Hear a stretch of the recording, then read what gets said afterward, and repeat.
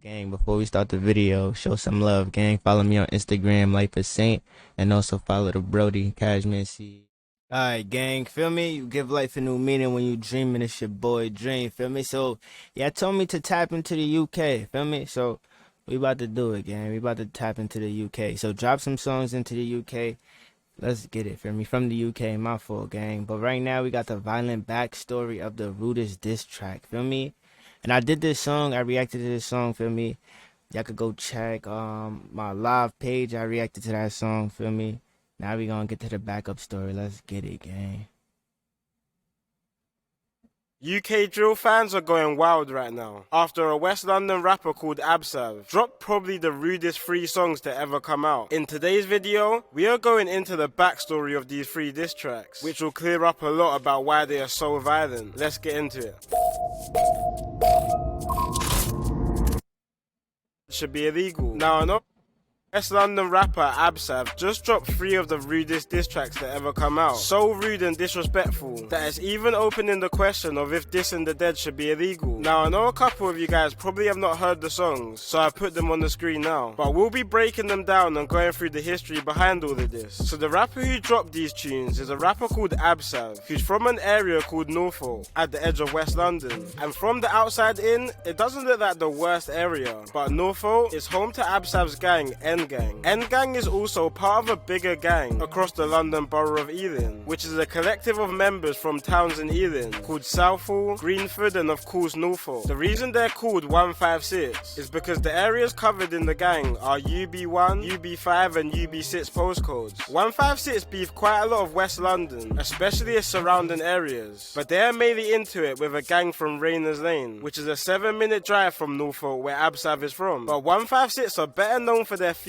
with another gang from West London called CGM, which is infamously the gang of the big rapper Digga D. And despite the beef between Rayners Lane and 156 being more personal, most people are probably familiar with CGM and 156 issues, mainly just because CGM are much more well known than Rayners Lane, with CGM rapper Digga D hitting mainstream type of views on his songs, and other members like Rack 5 and Horrid 1 hitting decent numbers as well. But a big reason to do with CGM's blow up on the scene was actually to do with 156. CGM burst onto the scene around 2016 to 17 under their old group's name 1011, and they blew up faster than any other group at the time, gaining millions upon millions of views in some of their first songs as a group. But one of the main reasons for CGM's blow up was due to a murder which took place in the beef between Rayners Lane and 156. On April 11th, 2017, a 156 member called T-Wiz barely even just walked out of his Norfolk home until he was approached by 2 Rayners Lane members. T-Wiz was heard arguing with the 2 Rayners Lane members before he was stabbed in his stomach. The 2 attackers then fled the scene, and sadly, T-Wiz died.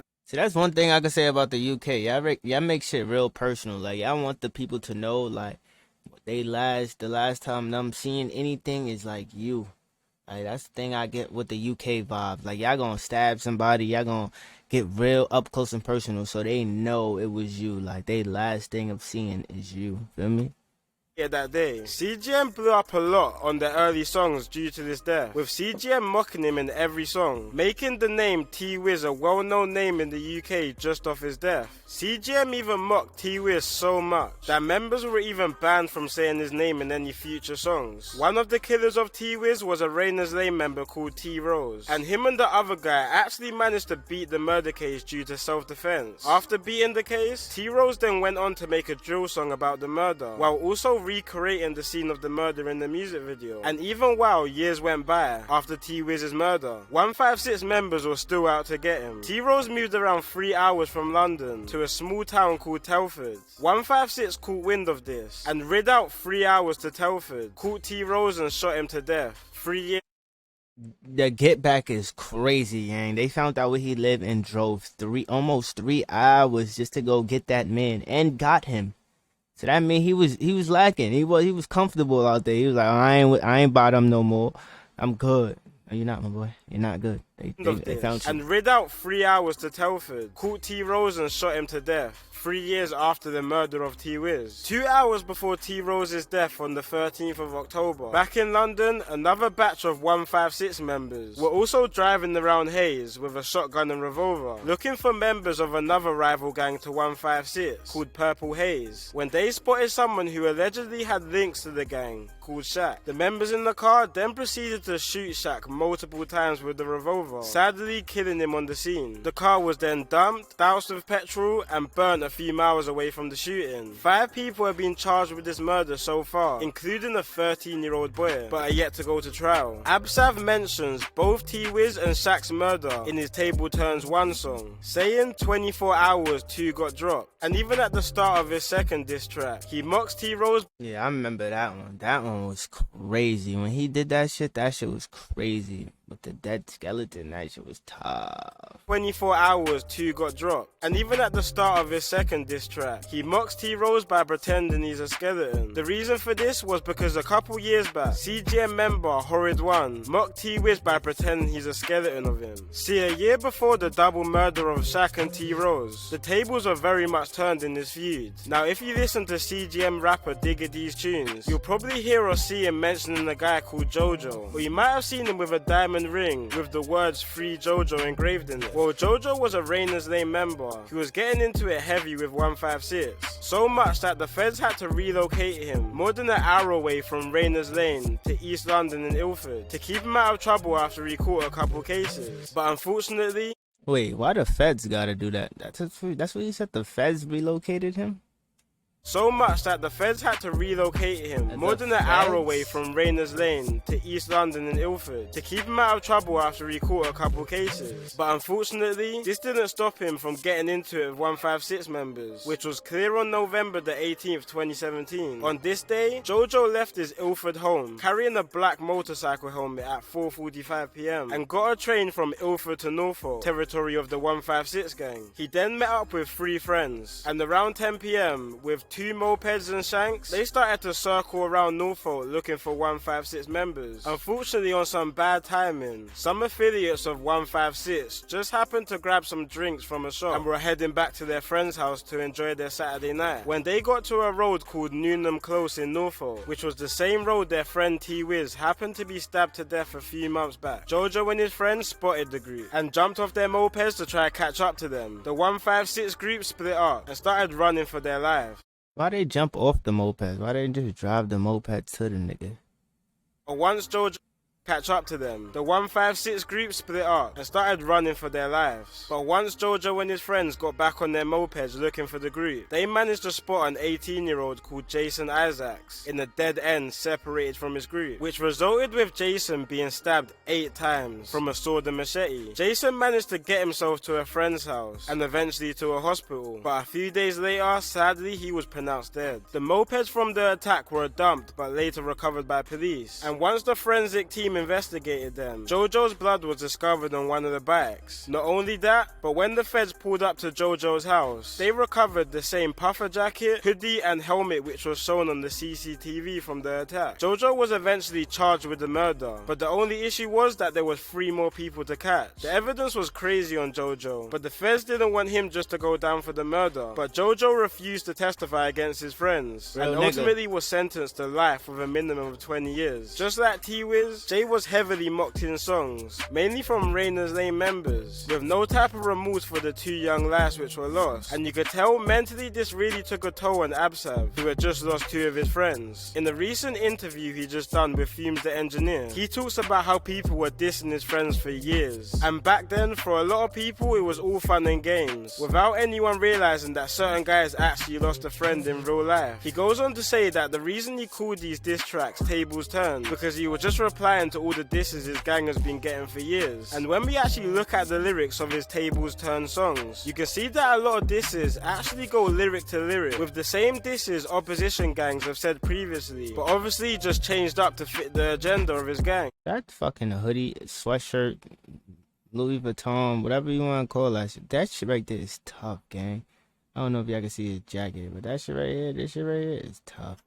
But despite all of this, some people still think Abzsav went too overboard, talking about a lot of sensitive situations, like a CGM member called AP's mum dying. He then even goes into dissing big UK drill rapper Russ, by pretty much saying CGM can't try what they done to Russ, with him dissing AP's mum. A bit of backstory on this: basically around 2 years ago, just like Abzsav, drill rapper Russ also dissed AP's mum in the group chat between Russ and CGM members. At the time, Russ was cool with CGM, mainly because his right hand, another drill rapper called Taze, is cousins with a couple CGM members. After dissing AP's mum, Russ had the show, but after decided to go to CGM's block, thinking he's still cool with them. But the tables turned and CGM members robbed Russ for his chain. For a period of time, it seemed like 156 and Russ were cool though, with a 156 member called Nito MB, even featuring on a remix of Russ's hit single 630. But once the song came out, Nito started demanding all over his socials that he wants the song to be taken down, which it eventually was. But despite these CGM and Russ disses, it's clear that Rainer's Lane was the biggest focal point on these songs, with countless disses towards them, mentioning situations like a double shooting on Rainer's Lane members in 2018, or when 5156 members ran into a kebab shop and shot at a couple Rainer's Lane members in 2020. But one of the most painful disses was on a situation that took place quite recently, on the 11th of June 2021. A 15-year-old Rainer's Lane member who went by the name J Taps was on his way to...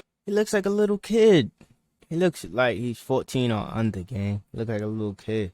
Around 8:30 in the morning, when he unfortunately bumped into a 156 member. In video footage, which is way too graphic to post on here, you can see the two get into a tussle, which ended with J Taps being stabbed multiple times and soaked in the blood of Paul in his own school clothes. This was literally broad daylight in front of herds of kids making their way towards school. After the stabbing, the kid ran away from the scene, with even builders who are working on the site nearby trying to catch up to the kid until the police came. A 156 member called Slims is currently awaiting trial for this murder, who was also only 15 and was making his way to school, which is crazy to think that this feud is running so deep that school kids from each side are turning on each other. In Abzav's second diss track, he even mocked J Taps for not making it to his 16th birthday, which is sad to know that somebody so young lost their life to this feud. Just before J Taps' death, he was seen in a couple pictures throwing up gang signs, and literally just a few days before his death, he was seen in the Rainer's Lane music video called For Real, which would have made him a target for 156 members. Apart from Rainer's Lane, Abzsav also takes a dig at pretty much half of West London. Areas like West Drayton, South Acton and Wildstone, who are all lesser known areas to have conflicts with 156, which really makes you deep how much beef 156 actually have. But I want to know what everybody thinks of these tracks. Do people think Abzsav went too far on these? Or do people think it's justified due to the previous mocking of his friends? And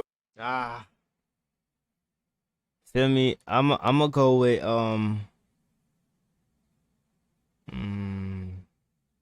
I feel like once you talk about me, I should talk about you. So I'm gonna go that route. I don't think he took it too far. I feel like he answered what he had to do. He said, yeah, I was dissing on us for a long time, and I'm tired of it, feel me? So now I got something to say. And don't say I took it too far, because I never said y'all took it too far. Feel me? So, gang, put how y'all feel. Put me onto some more stuff. Y'all got some more documentaries for me, gang. Put it in the comments. Follow me on Instagram, Life is Saint, gang. Feel me? And you already know the vibes. You give life a new meaning when you dream, and it's your boy Dream. And I'm out of here, gang.